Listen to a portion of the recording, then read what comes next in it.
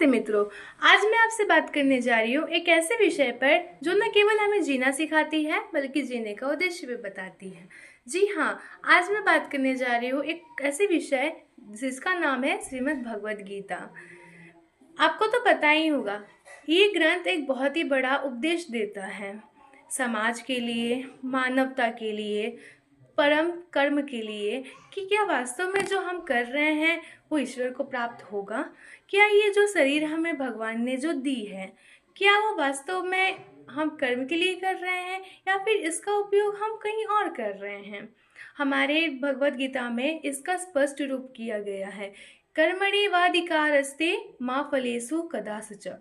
इसका अर्थात जो व्यक्ति कर्म के लिए, जो व्यक्ति सिर्फ फल के लिए ये कर्म करता है, न वास्तव में वो कर्म है, न वास्तव में उसे फल मिलता है।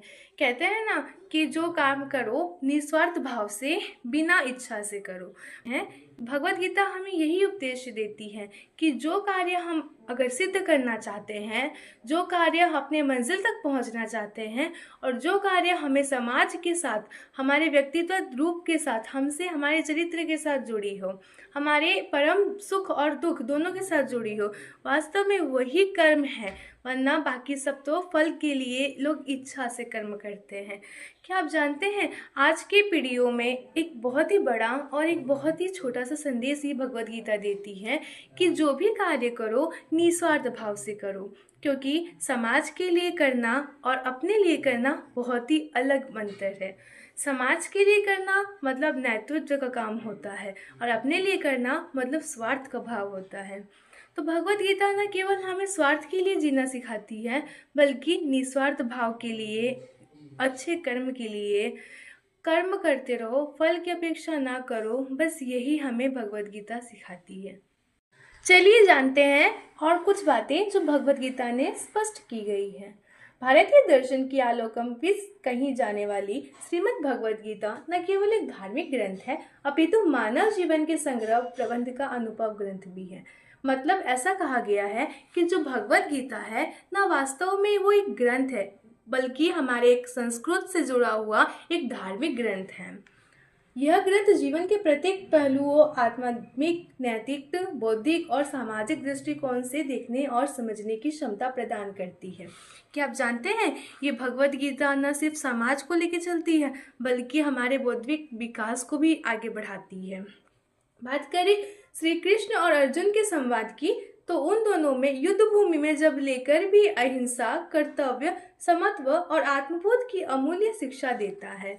श्रीमद् भगवद गीता हमें सिर्फ न केवल नेतृत्व सिखाता है बल्कि अहिंसा, कर्तव्य, मनुष्य का सबसे बड़ा कर्तव्य क्या है, उसे हमें क्या करना चाहिए और मनुष्य रूप में जो हमें एक मंत्र मिला है, उस मूल मंत्र को हम कैसे अपने जीवन में उतार सके, उसकी ज्ञान भी ये भगवद गीता में स्पष्ट की गई है।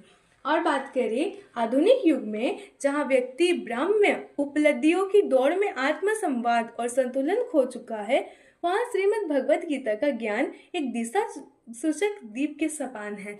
आज की बात करें तो लोग अपने सपने को पूरा करने के लिए दिन रात मेहनत करते हैं, पर मंजिल ना मिलने पर उन्हें यह भ्रम होता है कि शायद अब मेरी मंजिल, अब मेरा जीना कोई कार्य का नहीं है। पर ऐसा नहीं, श्रीमद् भगवद गीता सिखाती है कि जो मनुष्य मिला है वो जिजीविषा 100 वर्ष तक रखनी चाहिए, क्योंकि 100 वर्ष की मिली हुई आयु में हम बहुत कुछ कर सकते हैं। क्या आपको पता है, हम अगर सोचें कि 100 वर्ष में अगर हम बहुत कुछ कर सकते हैं तो हमारे अंदर एक नई शक्ति का उत्पन्न प्रतन होता है। क्या आप जानते हैं, ये भक्ति और ये शक्ति श्रीमद् भगवद गीता से प्रदान होती है। बात करें मानसिक तनाव की, नैतिक संकट की, संबंधों में असुंदरता और अलग अलग प्रकार की समस्याओं को दूर करने का उल्लेख इस भगवद गीता में दिया गया है। और बात करें इस पाठ्यक्रम के माध्यम से, तो छात्रों को यह समझने का अवसर मिलेगा कि गीता के सिद्धांत केवल धर्म और मोक्ष तक सीमित नहीं है बल्कि वे जीवन के प्रत्येक कुरुक्षेत्र में लागू हो सकते हैं। हमको ये लगता है कि आज के जो युग में बात करते हैं केवल धर्म की और मोक्ष की, तो भगवद गीता सिर्फ वही नहीं सिखाती है, यह सिखाती है कि यह अवसर हर छात्र को हर मिनट, हर समय मिलती रहे। और यह विद्या नहीं अपितु विवेक, चरित्र और प्रेरणा का स्रोत बन सके। अर्थात ये बात बताती है कि जो व्यक्ति न केवल अपने स्वार्थ के लिए जीता है बल्कि लोगों को समाज के साथ 100 वर्ष की जिजीविषा के साथ अलग अलग कार्यों के साथ अगर सुख और दुख में सबका सहभागी बनता है तो वो व्यक्ति वास्तव में एक सही कर्म की तरफ बढ़ता जाता है। मैं बस इतना ही कहना चाहूँगी कि अगर हम ये व्यक्ति आज के युग की पीढ़ी ये समझ ले कि श्रीमद् भगवद गीता में भी बहुत अलग अलग समस्याओं के हल दिए हुए हैं तो आज से हर मुसीबत और हर युग की समस्या दूर होने लगेगी। तो मैं बस इतना ही कहना चाहूँगी कि आज से हर व्यक्ति को भगवद गीता जैसे ग्रंथ को अध्ययन करना चाहिए और हो सके उतने श्लोक कंठस्थ करना चाहिए, क्योंकि ये वास्तव में हमारे जीवन के उद्देश्य से और हमारे जीवन से जुड़े हुए रहस्य को स्पष्ट रूप से प्रकट करती है। धन्यवाद।